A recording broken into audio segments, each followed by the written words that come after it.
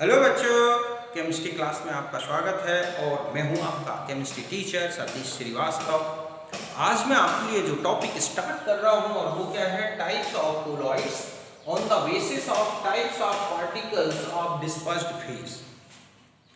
जो dispersed phase है उसके पार्टिकल टाइप्स के बेस पर कोलॉइड्स के कितने टाइप्स हो सकते हैं वो यहाँ पर हम लेंगे। समझ गए बच्चों कि परिक्षिप्त प्रावस्था के कणों के प्रकार के आधार पर कोलॉइड का वर्गीकरण। तो फिर स्टार्ट करते हैं हम अपने टॉपिक। तो देखो, इस बेस पर जो कोलॉइड्स हैं उन्हें 3 टाइप्स में डिवाइड किया गया है। ठीक है, इनमें से जो फर्स्ट टाइप है और वो होता है मल्टी मॉलिक्यूलर कोलॉइड। ठीक है, मल्टी मॉलिक्यूलर कोलॉइड्स, बहु आणविक कोलॉइड। ठीक है, तो ये है बहु आणविक कोलॉइड। तो देखो, अगर मल्टी इस नेम में भी देखें तो मल्टी आ रहा है। मल्टी मतलब होता है बहुत सारे, मैनी। तो इसमें क्या होगा कि जो कोलॉइड बनेगा ना, कोलॉइड पार्टिकल, वो छोटे छोटे पार्टिकल्स जैसे कि एटम्स या स्मॉलर मॉलिक्यूल्स, इनके एसोसिएशन से बनता है। समझ गए ना? मतलब ऐसा कोलॉइड जो कि किसी सब्सटेंस के एटम्स या उनके स्मॉलर मॉलिक्यूल्स, इनके एसोसिएशन से बनता है, उसे बोलते हैं क्या? Multi molecular colloid. इसमें जो एटम्स होंगे या जो मॉलिक्यूल्स होंगे वो एक दूसरे से वंडरवाल फोर्सेस द्वारा, एक दूसरे से वंडरवाल फोर्सेस द्वारा जुड़े होते हैं। और इनकी जो नंबर ऑफ पार्टिकल्स होंगे, मतलब जो स्मॉलर पार्टिकल्स होंगे, वो 100 या इससे भी ज़्यादा होते हैं, 1000 तक हो सकते हैं। अगर एटम्स हैं तो 1000 तक होंगे। अगर स्मॉलर मॉलिक्यूल्स हैं तो लगभग 100 तक मॉलिक्यूल्स एक दूसरे से क्या होते हैं? एसोसिएटेड होते हैं। तो इस तरह से हम ये कहें कि व्हेन, ठीक है, लार्ज नंबर ऑफ एटम्स और स्मॉलर मॉलिक्यूल्स ऑफ सब्सटेंस, ठीक है, get associated with one another to form large particle having size in the colloidal range। आप जानते हैं colloidal range 1 nm to 100 nm। मतलब है कि जब क्या हो, किसी सब्सटेंस के एटम्स या स्मॉलर मॉलिक्यूल्स एक दूसरे से एसोसिएटेड हो जाए और एक लार्ज पार्टिकल बनाते हैं, जिसकी जो साइज है वो कैसी होती है? कोलाइडल रेंज की, मतलब 1 nm से 100 nm।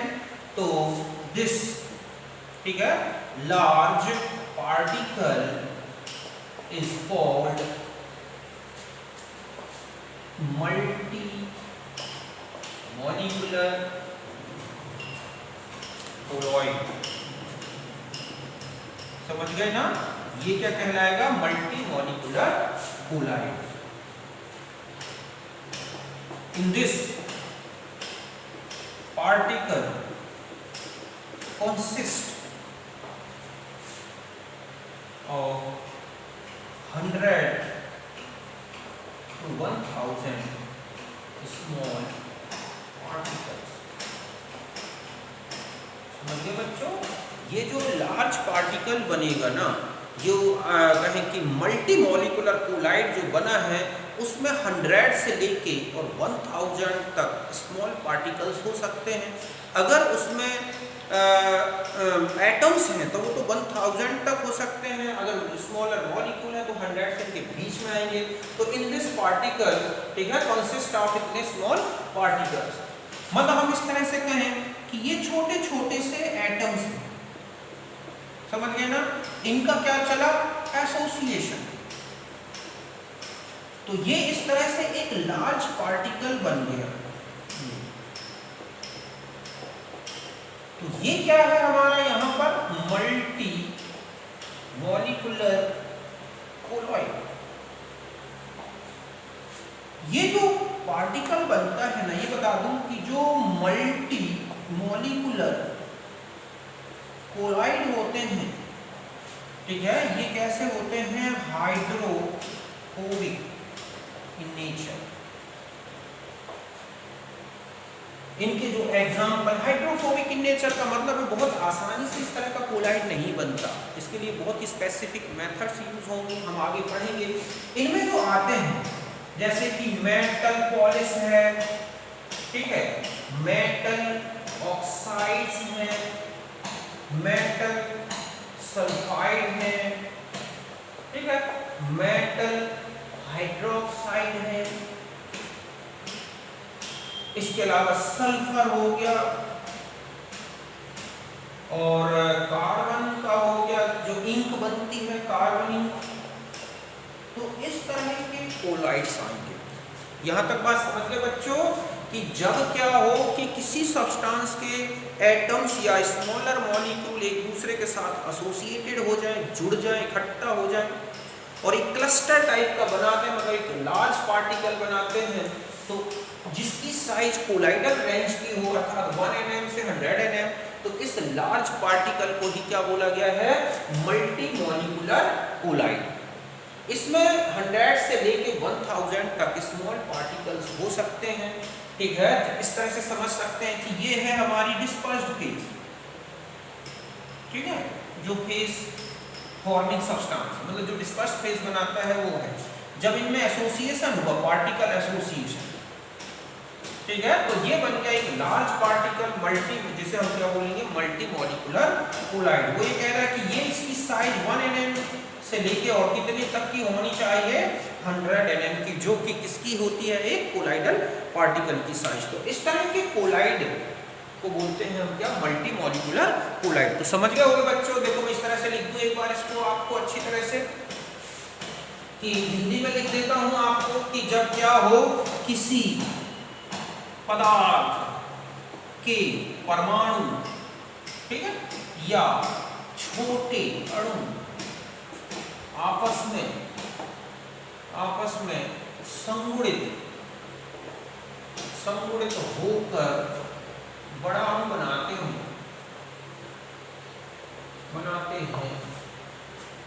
जिसकी साइज जो है, साइज किसके, कोलाइडल साइज कोलाइडी कण साइज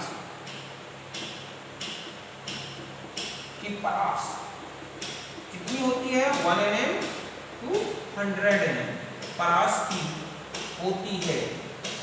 तो इस बड़े कण को हम क्या बोलते हैं, बहुआण्विक कोलाइड, ठीक है। इसमें 100 से लेके 1000 तक कण होते हैं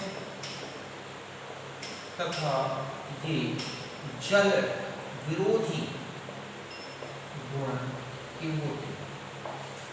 और इसमें मल्टी से मेटल, याद रखना है, मल्टी से मेटल, मल्टी मेटल्स, जितने भी मेटल्स हैं, पॉलिश है, मेटल ऑक्साइड, सल्फाइड, हाइड्रोक्साइड, इसके अलावा सल्फर, कार्बन, जितने भी हाइड्रोफोबिक है ना बच्चों, वो ध्यान रखना है, हाइड्रोफोबिक की किस्में आते हैं, मल्टी।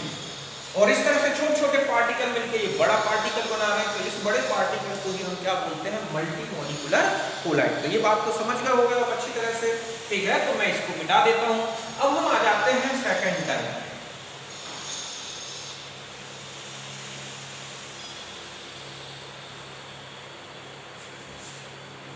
अब देखो हमारा जो सेकंड टाइप है और वो है मैक्रो मॉलिक्यूलर कोलॉइड,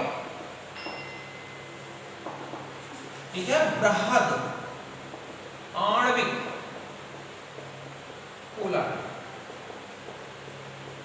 देखो इसमें मैक्रो वर्ड आया है, मैक्रो का मतलब होता है बड़ा, लार्ज। तो जब क्या हो, कुछ सब्सटेंसेस जैसे कि organic compounds, protein, starch, cellulose, albumin, gelatin या जो आर्टिफिशियल पॉलीमर्स हैं, ठीक है, पॉलीथीन, नायलॉन, तो ये जितने भी, ये बता दूं, जितने भी ऑर्गेनिक कंपाउंड्स हैं, सिंथेटिक हो या नेचुरल पॉलीमर्स हैं, वो इस तरह के कोलाइड होते हैं। मतलब होता है कि ऐसे सब्सटेंस जिनके लार्ज मॉलिक्यूल जो कि कोलाइडल रेंज के ही होते हैं, मतलब अपने आप में सिंगल मॉलिक्यूल ही क्या होता है, कोलाइडल रेंज का होता है, वो किसी सुइटेबल सॉल्वेंट में जब डिसॉल्व होता है तो वो क्या बना देता है, कोलाइडल सॉल्यूशन या कोलाइडल स्टेट। तो वो जो पार्टिकल है, सिंगल पार्टिकल, उसे ही हम क्या बोलते हैं, वो एक कहलाता है मैक्रोमोलिकुलर कोलाइड्स। इसमें सारे ऑर्गेनिक, सिंथेटिक या नेचुरल पॉलीमर्स आते हैं, समझ गए ना। तो हम इस तरह से लिखेंगे कि मैक्रो, या कहें, ठीक है, कि लिख सकते हैं कि macro molecular substance whose single molecule, ठीक है, सिंगल मॉलिक्यूल एक्ट्स एज, या single molecule acts as colloidal particle because having its size in the colloidal range. मैंने आपको रेंज तो पहले ही बता दी, ठीक है। तो मैक्रोमोलिकुलर सब्सटेंसेस, अभी मैं एग्जांपल बताऊंगा, who single molecule acts as a colloidal particle because having its size in the colloidal range, ठीक है, form colloidal state with suitable, ठीक है, solvent. They acts as hydrophilic colloid. समझ गए ना, मतलब ये कैसे होते हैं, हाइड्रोफिलिक नेचर के। तो समझ गए बच्चों कि उच्च आकार वाली या बृहद आकार वाले अणु युक्त, ठीक है, पदार्थ जिसका एकल अणु जो है, एक क्या होता है, कोलाइडी कण, अर्थात इसका आकार, क्योंकि ऐसा लिखे, बल्कि क्योंकि इसका आकार कोलाइडी कण के आकार की परास्ता होता है, परास्ता होता है, तो ऐसे पदार्थ, समझ गए ना, जो इस तरह के पदार्थ हैं वो उचित विलायक में कोलाइडी अवस्था निर्मित करते हैं। और इसके जो एग्जाम्पल है बच्चों, बता दूं कि सिंथेटिक नेचुरल पॉलीमर्स आते हैं। अब चाहे वो कोई भी पॉलीमर्स हो, नायलॉन हो, जिलेटिन हो, पॉलीथीन हो, ठीक है, इसके अलावा स्टार्च है, सेल्यूलोज है, प्रोटीन है, एल्बुमिन है, जिलेटिन है, मतलब इसमें आ जाएंगे जैसे कि स्टार्च हो गया, ठीक है, सेल्यूलोज हो गया, इसके अलावा आपका एल्बुमिन हो गया, ठीक है, जिलेटिन है, नायलॉन है, पॉलीथीन है, नायलॉन है, पॉलीथीन हो गया, रबर हो गई, तो इस तरह के गम हो गया। तो ये बहुत बहुत सारे एग्जाम्पल हैं, आपको सीधा याद रखना है। जितने भी ऑर्गेनिक अगर आ जाते हैं और ऑब्जेक्ट पूछता है तो सीधा ध्यान रखना है। इनऑर्गेनिक आते हैं, मेटल से बने हैं तो मल्टी मॉलिक्यूलर याद रखना है। तो यहाँ तक आपने नोट कर लिया होगा, ठीक है। मतलब हम इस तरह से कह सकते हैं कि ये जो है कि इस तरह ये है हमारे पास इस तरह के पार्टिकल्स रहते हैं, मान लो। तो ये है मैक्रो मॉलिक्यूलर, ठीक है, कोलॉइड।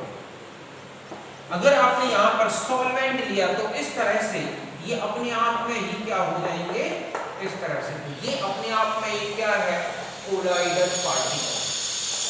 तो जब इस तरह से इतना बड़ी साइज का हो पार्टिकल, और ये हो सकते हैं पॉलीमर, तो यहां तक बात समझ गए, आप इसे नोट कर लें।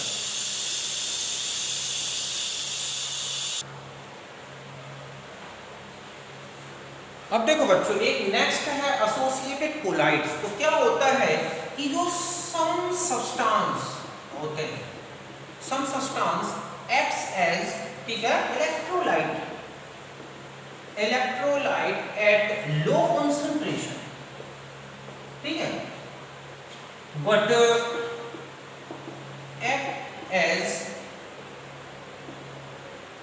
act as colloidal state at high concentration.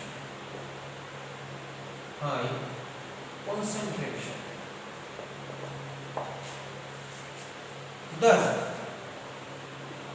the colloidal state form at high concentration is called associated colloid. फिर से सुने, कुछ सब्सटेंस ऐसे हैं जो लो कंसंट्रेशन होने पर तो एक इलेक्ट्रोलाइट है, क्रिस्टलॉइड्स है, लेकिन अगर इनकी हाई कंसंट्रेशन कर दी जाए तो ये एक कोलाइडल स्टेट की तरह है, वर्क करने लगते हैं, बिहेव करते हैं। तो वो जो कोलाइडल स्टेट बनी उसे बोला गया है क्या, एसोसिएटेड कोलाइड इन, ठीक है, high concentration ions or get associated, ठीक है, to form cluster, या बल्कि हम ये कहेंगे large molecule, large particle.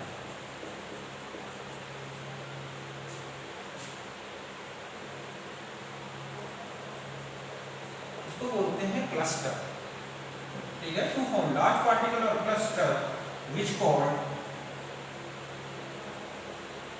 Associated colloid,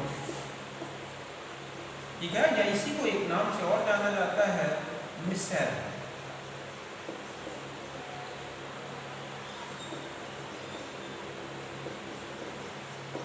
micelles.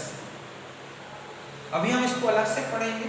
ये एग्जाम्पल होता है जैसे कि सोप है, डिटर्जेंट्स हैं, ठीक है, ये इनमें ये प्रॉपर्टी होगी कि ऐसे सब्सटेंस जो लो कंसंट्रेशन में तो इलेक्ट्रोलाइट है, लेकिन हाई कंसंट्रेशन में क्या बन जाते हैं, वो एक कोलाइडल स्टेट बनाते हैं। ऐसा क्यों होता है, क्योंकि हाई कंसंट्रेशन में ये जो आयंस हैं वो एक दूसरे के साथ जुड़ जाते हैं, गुच्छित हो जाते हैं, एक दूसरे के साथ एसोसिएटेड हो जाते हैं और एक क्लस्टर बनाते हैं। उस क्लस्टर को ही क्या बोला गया है, एसोसिएटेड कोलाइड। मतलब अगर हम कहें कि सोप ये है, इसमें एक होता है हाइड्रो, ठीक है, फोबिक टर्मिनल में अभी आपको अलग से बताऊंगा इसमें, और ये है इसका हाइड्रो, ठीक है, फिलिक टर्मिनल।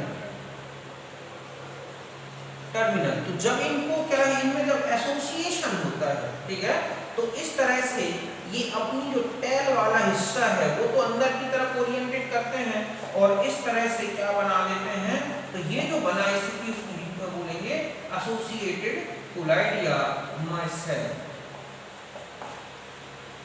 तो इस तरह का पार्टिकल अगर बनता है तो उसे बोलते हैं एसोसिएटेड कोलाइड। ये सोप और डिटर्जेंट में ये प्रॉपर्टी होती है, हम अलग से देखेंगे मिसेल्स कैसे बनते हैं। तो इस तरह से कुल मिला के ये 3 टाइप्स के आपने देखा क्या होते हैं, एक कोलाइड्स होते हैं on the basis of particle nature of dispersed phase, multi molecular, macromolecular, associated colloids. तो ये हो गया हमारा एक, ठीक है, डिवीजन को आप इसे नोट कर लें। अब हम मिलते हैं नेक्स्ट में जिसमें हम मिसेल्स फॉर्मेशन की प्रॉपर्टी देखेंगे, ठीक है।